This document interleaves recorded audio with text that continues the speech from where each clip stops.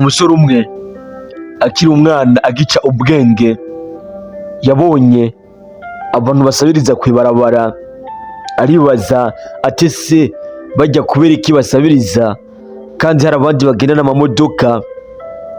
Kandi ivyo ntivyahereraho, nawe abona ukuntu hari ibintu byinshi ashobora gushaka ku ishuri ntabironke, kandi hari bagenzi abo babifise ndetse bafise n'ibirenga ivyo.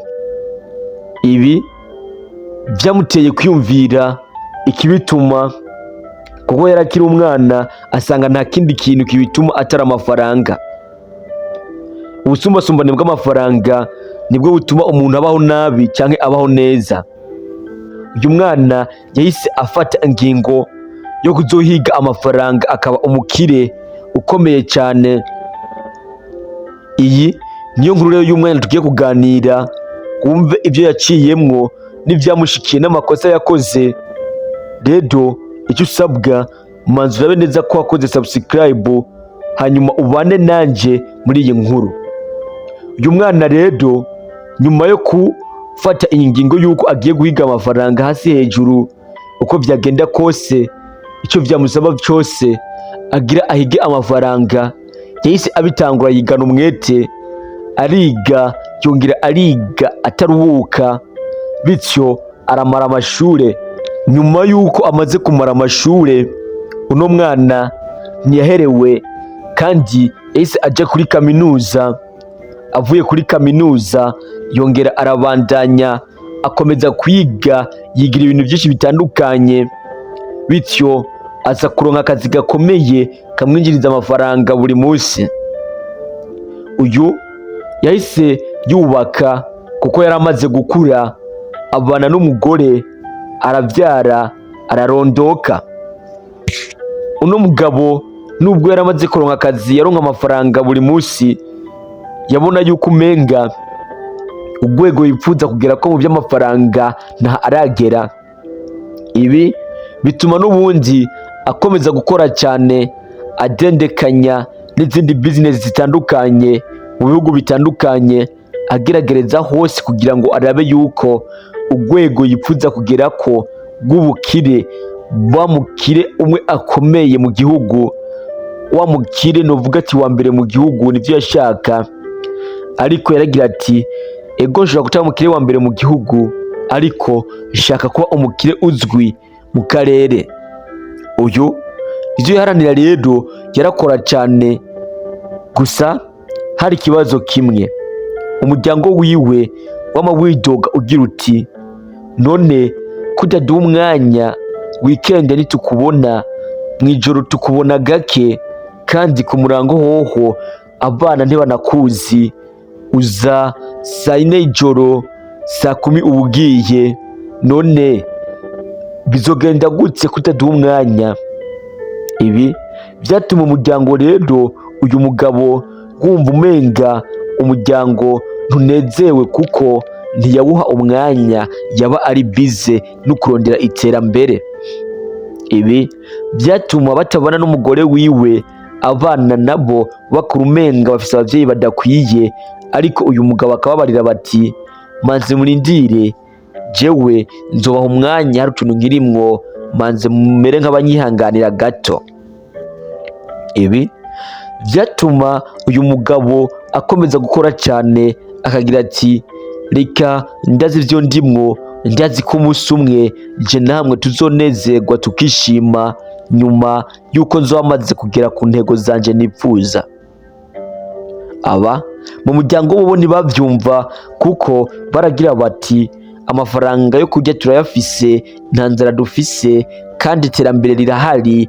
Rero basi buduha basi na dimanche uduha umwanya kugira ngo tuze tubonana tuganira, canke se tuza dusohoka ubonana n'abana, abana bakwiyumvemwo ibintu bimere neza. Ariko n'ubundi uno mugabo akagira ati jewe mba ndi bize, mba mfise akazi kenshi ko gukora, nta mwanya nshobora kuronka. Ibi byaje gutuma rero uyu mugabo nawe ubwiwe ntivyaherera aha kutita ku muryango gusa, nawe ubwiwe ntiyitaho, yaribagira no kurya kubera akazi kenshi uyu mugabo si ukujya gusa naho yagwara tugwara tumwe duto duto ntiyageza ngo yatwivuje kuko yavuga ati ibi byo nibisanzwe. Si ibyo gusa kandi uyu mugabo nawe ubwiwe no kuruhuka ntiyaruhuka kandi no kuryama yaryama gake. Uyu mugabo yaje kuba umukire koko, umukire uzwi kuko yaje gukora business yugurura company. Iyi company iratera imbere cyane, iramenyekana, iramwinjiriza amafaranga koko. Uyu mugabo abantu bose baravuga ati respect. Ibi byaje gutuma uyu mugabo abona yuko ariko arasatira indoto ziwe.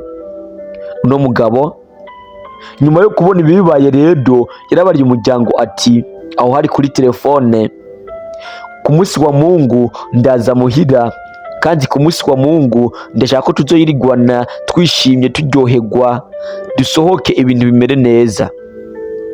Uyu mugabo yarabona yuko rero indoto ziwe atangiye kuzisatira. Yaragira ati rero ngira ntangure nanje niyitseho, shimisha umuryango wanje, hanyuma mbandanye business nitonze kugira ngo byibuze nanje numve aho isi iryohera. Uno mugabo yarashitse muhira kwa gatandatu mwijoro kuko byari bisanzwe. Yashitse mu masaha 4 y'ijoro, arasezeranya umuryango arabaraho ko bukeye bwaho ari ugusohoka atabindi. Mu muryango baranezerwa, ibyishimo biba byinshi. Mu gatondo ka kare abana baraye bataryamye baza bavyutse, eka mama wabo nawe nuko yavyutse kare baritegura. Aho bari bazi yuko se wabo aryamye, bararindira ko avyuka barabura, bityo baca bagenda kumuraba.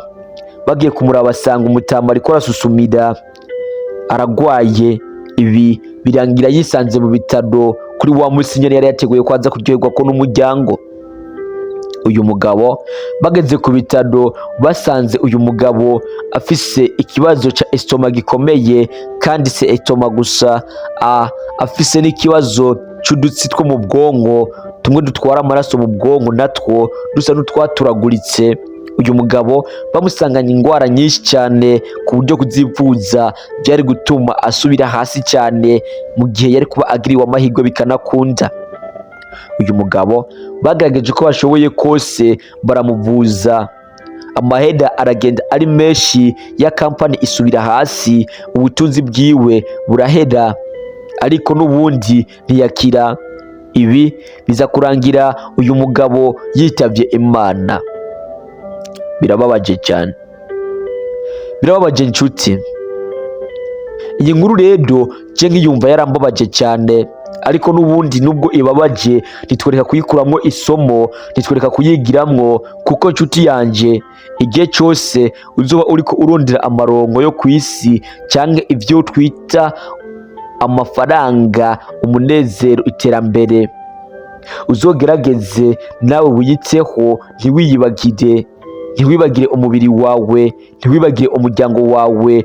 Urumva nk'uyu mugabo ko igihe yari yateguye ko agira atangure kwinezereza ariho yahise apfa, kandi birumvikana cyane ko hari abana benshi batari banamuzi mu gihe ariwe yababyaye kuko atabaha umwanya, bamwumva ijwi gusa. Bityo rero kubera ko nawe yirukanze inyuma y'amaronko cyane, atiyitaho, adakora siporo, adafungura neza, ativuza, byarangiye apfuye agashika ku ndoto ziwe. Kandi n'ikibabaje gisumbirije n'izi ndoto ziwe agenda zitwaranya cyane azisigiye umuryango kuko yabyitwayemo nabi.